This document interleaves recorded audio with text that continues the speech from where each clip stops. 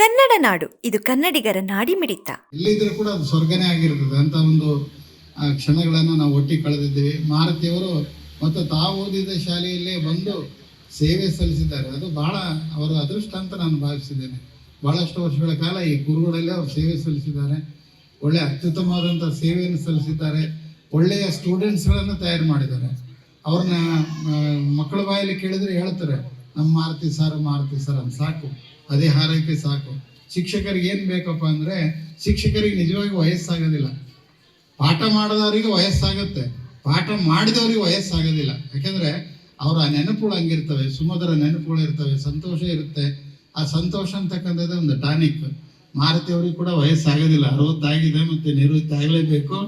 ಮಾರುತಿಯವ್ರಿಗೆ 10 ವರ್ಷ ಅಲ್ಲ 20 ವರ್ಷ ಹೋದರೂ ಕೂಡ ಹಂಗೆ ಇರ್ತಾರೆ ಅಂತ ನಾನು ಭಾವಿಸಿದ್ದೇನೆ. ಮತ್ತು ಅವ್ರ ಮಕ್ಕಳನ್ನ ಒಂದ್ಸಲ ನಾನು ನೋಡಿದ್ದೆ, ಮಗಳನ್ನ ನೋಡಿದ್ದೆ ಒಂದ್ಸಲ, ಅಯ್ಯಮ್ಮ ನೋಡಿದ್ದೆ ನಾನು. ಬಟ್ ಬಾದ್ನಾಟ್ಯ ಅಂದ ತಕ್ಷಣ ನಮ್ಮ ಮಾರುತಿನೇ ನೆನಪಾಗ್ತಾರೆ. ಕುರುಗೋಡ ಅಂದರೆ ನಮ್ಮ ಮಾರುತಿ ನೆನಪಾಗ್ತಾರೆ ಫಸ್ಟ್ ಶಿಕ್ಷಣ ಕ್ಷೇತ್ರದಲ್ಲಿ. ಸಂತೋಷ. ಇನ್ಮೇಲೆ ಅವರು ತಮ್ಮ ಕುಟುಂಬದ ಜೊತೆಗೆ ನಿರಾಳವಾಗಿ ಜೀವನ ಕಳೀಲಿ, ಸಾಡಲಿ, ಮತ್ತು ವಿದ್ಯಾಕ್ಷೇತ್ರದಲ್ಲಿ ಸಲಹೆ ಸಹಕಾರಗಳನ್ನು ಕೊಡಲಿ, ಮತ್ತು ಇಲ್ಲಿರ್ತಕ್ಕಂಥ ಒಂದು ಈ ವಿದ್ಯಾಸಂಸ್ಥೆಗೆ ಅವರ ಮಾರ್ಗದರ್ಶನ ಇರಲಿ ಅಂತಕ್ಕಂಥ ಮಾತನ್ನು ಹೇಳಿ, ಅವರಿಗೆ ಭಗವಂತ ದೀರ್ಘಾಯುಷ್ಯ ಮತ್ತು ಆರೋಗ್ಯ ಸಂಪತ್ತನ್ನು ಕೊಡಲಿ. ಅವರ ಮಕ್ಕಳಿಗೆ ಉತ್ತರೋತ್ತರ ಮಾಡಲಿಕ್ಕೆ ಸರಿಗೆ ಆಗ್ತಾ ಇಲ್ಲ. ಯಾಕಂದ್ರೆ ಇಷ್ಟೆಲ್ಲ ಹೊಗಳ್ತಾರಂದ್ರೆ ನಾನೇನು ಅಂತಲ್ಲ, ನಾವು ಕಲಿತಿರ್ತಕ್ಕಂಥದ್ದು H.G. ವಿರೂಪಾಕ್ಷಗೌಡ ಅವರ ಮಾರ್ಗದರ್ಶನದಲ್ಲಿ ನಾವು ಕಲ್ತಿದ್ದೀವಿ ಅಷ್ಟೇ. ಅವರು ಒಂದು ಉದಾಹರಣೆ ಹೇಳಿ ನಾನು ಬಿಟ್ಟು ಬಿಡ್ತೀನಿ ಅಷ್ಟೇ. ಅವ್ರು ಯಾವ ರೀತಿ ನಮಗೆ ಕಲಿಸಿದ್ರು ಅಂದರೆ, ಪಾಠ ಮಾಡ್ತಾ ಇದ್ವಿ ಶಾಲೆ ಒಳಗೆ. ಆ ಸಂದರ್ಭದಲ್ಲಿ ನಮ್ಮ ಒಳಗೆ ಕರಿತಿದ್ರು, ಬಾರಪ್ಪ ಇಲ್ಲಿ ಸ್ವಲ್ಪ ಕೆಲಸ ಇದೆ ಅಂತ. ಇಲ್ಲ ಸರ್, ನಾನು ಬರೋದಲ್ಲ, ಪಾಠ ಮಾಡ್ಬೇಕು, ನಾನು ಪಾಠ ಆದ್ಮೇಲೆ ಬರ್ತೀನಿ. ಮತ್ತೊಂದು ಸರಿ ಇನ್ನೊಂದು ವಿದ್ಯಾರ್ಥಿನ ಕಳಿಸಿದ್ರು, ಸರ್ ಅರ್ಜೆಂಟಾಗಿ ಕರ್ಕೊಂಡು ಬಾ ಅಂತ. ಆದ್ರೂ ನಾನು ಬರೋದಿಲ್ಲ ಸರ್, ನಾನು ಪಾಠ ಮಾಡಬೇಕು ಅಂತ. ಸೀದಾ ಹೆಡ್ ಮಾಸ್ಟರ್ ಎದ್ದು ಬಂದ್ಬಿಡ್ತಿದ್ರು, ಬರ್ರಿ ಅಂತಂದು. ಬಂದ್ಬಿಡ್ಲಿ, ಏನ್ ಸರ್ ಅಂತಂದು ಹೋದ್ರಿಗಿನ, ನೀನು ಪಾಠ ಮಾಡೋದು ಜೀವನ ಪರ್ಯಂತ ಇದ್ದಿದ್ದೆ, ಆದ್ರೆ ಈ ಆಡಳಿತವನ್ನು ಕಲಿಸ್ಲಿಕ್ಕೆ ಸಾಧ್ಯ ಇಲ್ಲ, ಈಗಲೇ ನೀವು ಕಲಿಬೇಕಂತೇಳಿ ಗುರುಬಸವರಾಜ್ ಸರ್ಗೂ ನಮಿಗೂ ಇಲ್ಲಿ ಮಲ್ಲ ಮೇಡಮ್ ಇದ್ದಾರೆ, ಆಮೇಲೆ ನಿರ್ಮಲಾ ಮೇಡಮ್ ಇದಾರೆ, ಕವಿತಾ ಮೇಡಮ್ ಇದಾರೆ, ಇಷ್ಟೆಲ್ಲ ಜನರಿಗೂ ನಮ್ಗೆ ಆಡಳಿತವನ್ನು ಕಲಿಸಿದರೆ ಆ ಆಡಳಿತದಿಂದ ಇಷ್ಟೆಲ್ಲ ಹೆಸರುವಾಸಿ ಆಗ್ಲಿಕ್ಕೆ ಸಾಧ್ಯ. ಅವರು ಭಗವಂತ ಸಾರ್ ಈಗ ಸ್ವರ್ಗದಲ್ಲಿದ್ದಾರೆ, ಅವರಿಗೆ ಪಾದಗಳಿಗೆ ನಮಸ್ಕರಿಸುತ್ತಾ ಈ ಒಂದು ಸುಸಂದರ್ಭ ನನಗೆ ಅಂದ್ರೆ ವಯೋನಿವೃತ್ತಿ. ಸಾರ್ ಬಹಳ ಜನ ಹೇಳ್ತಾರೆ, ವಯೋನಿವೃತ್ತಿ ಆಗ್ಬಿಡ್ತೀಯಪ್ಪ, ಇನ್ನೇ ಹುಡುಗಿದ್ದಂಗೆ ಇದೆಯಲ್ಲ ಅಂತೇಳಿ. ನನ್ನ ವಯಸ್ಸಿಗೆ ನಿವೃತ್ತಿ ಇಲ್ಲ, ಆದ್ರೆ ದೇಹಕ್ಕೆ ಮಾತ್ರ ಖಂಡಿತವಾಗಿ ನಿವೃತ್ತಿ ಆಗಲೇಬೇಕು, ಎಲ್ಲರಿಗೂ ಆಗಲೇಬೇಕು. ಯಾಕಂದ್ರೆ ಮನುಷ್ಯ 60 ವರ್ಷ ಆದ್ಮೇಲೆ ಅರಳು ಮರಳು ಅಂತ. ನೀ ಶಾಲೆ ಪಾಠ ಮಾಡಕ್ ಬಂದು ಏನೇನೋ ಹೇಳ್ಬಿಟ್ರೆ ಕಷ್ಟ ಅಂತೇಳಿ ಸರ್ಕಾರದವರೇ ನಿಗದಿ ಮಾಡಿಬಿಟ್ಟಿದ್ದಾರೆ ನಮಗೆ. 60 ವರ್ಷ ಆದ್ಮೇಲೆ ನೀನು ಶಾಲೆಗೆ ಇರಬೇಡ ಅಂತ. ಆದ್ರೆ ನಮ್ಮ ದೇಹಕ್ಕೆ ಇದೆ, ದೇಹಕ್ಕೆ ವಯಸ್ಸಾಗಿದೆ, ಆದ್ರೆ ಜೀವನಕ್ಕೆ ಆಮೇಲೆ ನಮ್ಮ ಒಂದು ವೃತ್ತಿಗೆ ಆಮೇಲೆ ಯಾವತ್ತಿಗೂ ನನಗೆ ಏನಂದ್ರೆ ವಯಸ್ಸಾಗಿಲ್ಲ ಅಂತ ಅನ್ಕೊಂಡಿದ್ದೀನಿ. ಆದ್ರೆ ಸಾರು ಮಲ್ಲಿಕಾಮ್ ಸರ್ ಬಹಳ ನೆನ್ಸ್ಕೋಬೇಕು. ಸರ್ ಅವರು ಕವನ ಬರೀತಾರೆ, ಕವನ ಬರ್ದು ಹಂಗೆ ಬಿಟ್ಟು ಬಿಡ್ತಿದ್ರು ಅವರು. ಸಾರ್ ಬರ್ತಿದ್ರೆ ಹಂಗೆ ಬಿಡ ಅವ್ರು ಏನಾದ್ರು ಸಾರ್ ಏನಾದ್ರು ಕವನ ಬರೆಯಕ್ಕೆ ಇಷ್ಟದ ಕಾದಂಬರಿ ಬರೆಯಕ್ಕೆ ನಿಂತ್ಕೊಂಡಿದ್ರೆ ದೊಡ್ಡ ಕಾದಂಬರಿಕಾರರು ಸಾಹಿತ್ಯಕಾರರು ಆಗ್ತಾ ಇದ್ರು. ಸಾರ್ ಹೇಳಿದೆ, ಸರ್ ಬರಿತೀರಲ್ಲ ಸರ್, ದಯವಿಟ್ಟು ರೆಕಾರ್ಡ್ ನಲ್ಲಿ ಮಾಡಿ ಸರ್ ಅಂದಾಗ ಸಾರ್ ಪುಸ್ತಕವನ್ನು 2 ಬರೆದಿದ್ದಾರೆ. ನನಗೆ ಹೆಮ್ಮೆ ಅನಿಸ್ತಾ ಇದೆ. ಯಾಕಂದ್ರೆ ಅಂತ ಮೇಧಾವಿಗಳು ಸಾರಿನ ಮಾತಾಡ್ಲಿಕ್ಕೆ ಅವಕಾಶ ಕೊಡಬೇಕಾಗಿತ್ತು. ಎಷ್ಟು ಕಾಳಜಿ ಇದೆ ಶೈಕ್ಷಣಿಕವಾಗಿ. ಸರ್ ಅಲ್ಲಿದ್ರೆ ನಾನು ಹೇಳ್ತಾ ಇದ್ದೀನಿ, ಅವರು ಅಲ್ಲಿ ಉಪನಿರ್ದೇಶಕರು ಇದ್ರು ಸಹ ನಮ್ಮ ಜೊತೆಗೆ 5 ಗಂಟೆಯಿಂದ 6:30 ತನಕ ಜೊತೆಗೆ ಇದ್ದು ಕೂತ್ಕೊಳ್ಳಿ, ಆಡಳಿತ ಮುಗಿತು, ಈಗೆಲ್ಲ ನಮ್ಮ ಜೀವನದ ಬರಿ ಅಂತೇಳಿ ಕುಂದ್ರಿಸಿ ಸರ್ ನಮಗೆ ಮತ್ತು ಅಂಜಿನಪ್ಪ ಅಂತಿದ್ರು. ಆ ಸರ್ ನಾವಿಬ್ರು ಕೂತ್ಕೊಂಡು ಅವ್ರ ಜೊತೆಗೆ ಉತ್ತಮವಾಗಿರ್ತಕ್ಕಂಥ ಒಂದು ಒಳ್ಳೆಯ ವಿಚಾರಗಳನ್ನ ನಾವು ಕಲ್ತ್ಕೊಂಡಿದ್ದೀನಿ ಅಂತ ಹೇಳ್ತೀನಿ. ನಾನು ಟ್ರಾನ್ಸ್ಫರ್ ಆಗಿ ಬರ್ಲಿಕ್ಕೆ ಸರ್, ಟ್ರಾನ್ಸ್ಫರ್ ಆಗ್ಬೇಕಾ ಫಸ್ಟ್ ಹೋಗಿ ಶ್ರೀಶೈಲಕ್ಕೆ ಹೋಗ್ಬಿಡ್ರಿ. ನೀವು ಶ್ರೀಶೈಲಕ್ಕೆ ಹೋದ್ವಿ, ಹೋಗಿ ಬಂದ್ವಿ, ಸರ್ ಹಿಂಗ ಆಗಿದೆ ಸರ್ ಅಪ್ಲಿಕೇಶನ್ ಮಾಡಿದೆ, ಸೀದಾ ಬೇರೆ ನಾನು ಕರ್ಕೊಂಡು ಹೋಗ್ತೀನಿ ಅಂತೇಳಿ ಸರ್. ಗಾಳಿ ಸರ್ ಅಂದ ತಕ್ಷಣ ನನಗೆ ನೆನಪಾಗೋದು, ಒಂದು ಮೀಟಿಂಗ್ ಅಲ್ಲಿ ಹೋಗಿದ್ದೆ. ಆ ಮೀಟಿಂಗ್ ಅಲ್ಲಿ ಸರ್ ಜೋರಾಗಿ ಅಬ್ಬರಿಸ್ಬಿಟ್ಟಿದ್ರು. ಅವತ್ತು ನೋಡಿದಂತಹ ಅವರನ್ನ ಮತ್ತೆ ಹೊಳ್ಳಿ ನಮ್ಮ ಶಾಲೆಗೆ ಅವರು ಉಪಪ್ರಾಚಾರ್ಯರಾಗಿ ನೇಮಕ ಆಗ್ಬಿಟ್ಟಿದಾರಲ್ಲಪ್ಪ ಅಂತ ಭಯ ಆಗ್ಬಿಟ್ಟಿತ್ತು, ಹೆಂಗಪ್ಪ ಅಂತ. ಆದ್ರೆ ಅವರ ಜೊತೆಗೆ ಕೆಲಸ ಮಾಡ್ತಾ ಮಾಡ್ತಾ ಮಾಡ್ತಾ ಹೋದಂಗೆಲ್ಲ ಅವರಲ್ಲಿರುವಂತಹ ಸರಳ ಸಜ್ಜನಿಕೆ, ವಿಶ್ವಾಸ, ನಂಬಿಕೆ ಇವುಗಳೆಲ್ಲವುಗಳನ್ನು ನಮ್ಮ ಜೊತೆಗೆ ಅಳವಡಿಸ್ಕೊಳ್ತಾ ಆ ಎಲ್ಲ ಭಯವನ್ನ ಹೋಗಲಾಡಿಸಿದ್ರು. ಎಲ್ಲರ ಜೊತೆಗೂ ಬಹಳ ಆತ್ಮೀಯತೆಯಿಂದ ಯಾವಾಗ ಅವರು ಬೈತಿದ್ರು ಅನ್ನೋದು, ಜೋರಾಗಿ ಹೇಳ್ತಿದ್ರು ಅನ್ನೋದು ಹೇಳಿದ್ರೆ ಅದ್ರ ಹಿಂದೆ ನಮ್ಮ ಒಳ್ಳೆಯತನಕ್ಕೆ ಹೇಳ್ತಿದ್ದಾರೆ ಅನ್ನೋ ಒಂದು ಭಾವನೆಯನ್ನ ಅರ್ಥ ಮಾಡಿಕೊಂಡು ಅವ್ರ ಜೊತೆ ಕೆಲಸ ಮಾಡ್ತಾ ಹೋದ್ವಿ. ಇವತ್ತು ನಮ್ಮ ಶಾಲೆ ಇಷ್ಟು ಅಭಿವೃದ್ಧಿಯನ್ನ ಹೊಂದಿದೆ ಅಂತಂದ್ರೆ, ಇವತ್ತು ಒಳ್ಳೆ ಪರ್ಸೆಂಟೇಜ್ ಅನ್ನ ಪಡೆದಿದೆ ಅಂತಂದ್ರೆ, ಅವಿರತವಾಗಿ ನಮ್ಮ ಶಾಲೆಗಾಗಿ, ಮಕ್ಕಳಿಗಾಗಿ ಪ್ರತಿ ಅವರು ವಿಚಾರ ಮಾಡ್ತಿದ್ದಾರೆ ಅಂತಂದ್ರೆ, ನಮ್ಮ ಶಾಲೆ ಅಭಿವೃದ್ಧಿಗಾಗಿ ಏನ್ ಮಾಡಬೇಕು, ಮಕ್ಕಳಿಗಾಗಿ ಏನ್ ಮಾಡಬೇಕು ಅಂತ ಪ್ರತಿ ನಿಮಿಷ ವಿಚಾರ ಮಾಡ್ತಾ ಮಾಡ್ತಾ ಇವತ್ತು ಈ ಇಡೀ ತಾಲೂಕಿಗೆ ಪ್ರಥಮ ಸ್ಥಾನವನ್ನ ತಂದು ಕೊಡುವಂತಹ ಪರಿಶ್ರಮ ಅವ್ರದ್ದು ಅಂತ ಹೇಳ್ತೀನಿ.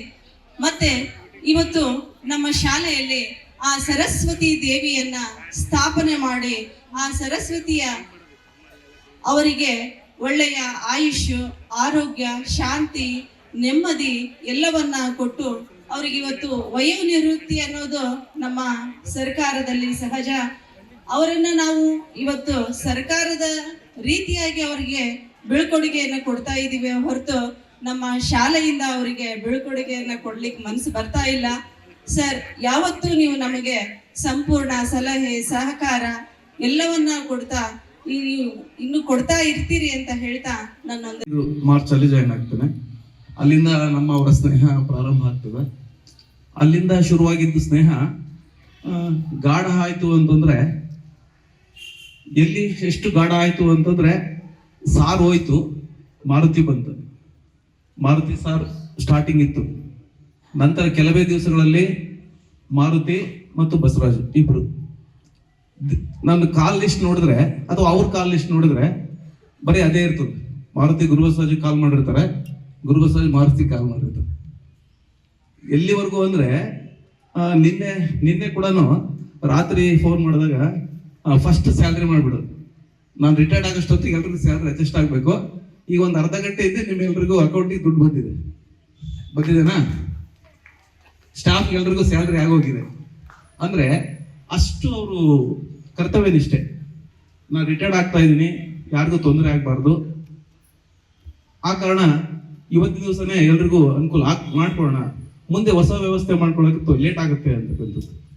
ಇಂತಹ ಒಂದು ವ್ಯಕ್ತಿ ಜೊತೆಗೆ ಎಲ್ಲಿಗೆ ಹೋದ್ರು ಕೂಡ, ಆಫೀಸ್ ಆಗಿರ್ಬೋದು, ಸಭೆ ಆಗಿರ್ಬೋದು, ಮೀಟಿಂಗ್ ಆಗಿರ್ಬೋದು, ಒಂದು ಯಾವ್ದಾದ್ರು ಏನಾದ್ರು ಒಂದು ವಸ್ತು ತಗೊಳಕ್ಕಾಗಿರ್ಬೋದು, ಅವತ್ತಿನಿಂದ ಇವತ್ತಿನವರೆಗೂ ಕೂಡ ಜೊತೆಗೆ ಇರ್ತೇವೆ. 95ರಿಂದ ಇದು ಇಲ್ಲಿವರೆಗೂ ಕೂಡ ಯಾವಾಗಲೂ ಕೂಡ ಜೊತೆಗೆ ಇರ್ತೇವೆ. ಆಫೀಸ್ಗೆ ಏನಾದ್ರು ಹೋದ್ರೆ ಅಥವಾ ಯಾವ್ದಾದ್ರು ಒಂದು ಶಾಪಿಗೆ ಹೋದ್ರೆ, ನಾನು ಹೋದ್ರೆ ಅವ್ರನ್ನ ಕೇಳ್ತಾರೆ, ಅವ್ರು ಬಂದಿರಲ್ಲ ಯಾಕೆ ಅಂತ. ಅವ್ರು ಹೋದ್ರೆ ನಿಮ್ಮ ಫ್ರೆಂಡ್ ಬಂದಿರಲ್ಲ ಯಾಕೆ ಅಂತ. ಆ ತರಹದ ಒಂದು ಜೊತೆಯಾಗಿ ಇಷ್ಟು ವರ್ಷಗಳ ಕಾಲ ಸಿಟ್ಟು, ಸೆಡವು, ಕೋಪ, ಸಂತೋಷ, ತಾಪ ಎಲ್ಲ ಇದೆ ನಮ್ಮಿಬ್ಬರ ನಡುವೆ. ಎಷ್ಟೋ ಸಾರಿ ಅವರು ಹೇಳ್ತಾರೆ, ಎಷ್ಟೋ ಸಾರಿ ನಾನು ಮಾತಾಡಿರ್ತೇನೆ, ಅನೇಕ ಆಗೋಗಿದೆ. ಆದ್ರೆ ಯಾವತ್ತೂ ಕೂಡ ಅವ್ರು ನಮ್ಮ ಮನೆಗೆ ಬಂದಾಗಿರ್ಬೋದು, ನಾವು ಅವ್ರ ಮನೆಗೆ ಹೋಗಿರ್ಬೋದು, ಸಹಾಯ ತಗೊಂಡಿರೋದಾಗಿರ್ಬೋದು, ಕೊಟ್ಟಿರೋದಾಗಿರ್ಬೋದು, ಲೆಕ್ಕಕ್ಕಿಲ್ಲ. ಸಾಕಷ್ಟಿದೆ.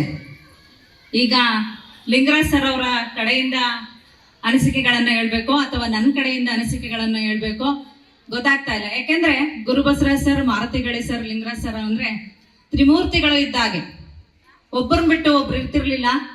ಸಾಕಷ್ಟು ಅನಿಸಿಕೆಗಳನ್ನ ಅಥವಾ ಕಚೇರಿ ವಿಚಾರವಾಗಿ ಆಗಿರ್ಬೋದು, ಅವರ ವೈಯಕ್ತಿಕ ವಿಚಾರವಾಗಿ ಆಗಿರಬಹುದು, ಸಾಕಷ್ಟು ವಿಚಾರಗಳನ್ನ ಹಂಚಿಕೊಳ್ತಾ ಇದ್ದಾರೆ.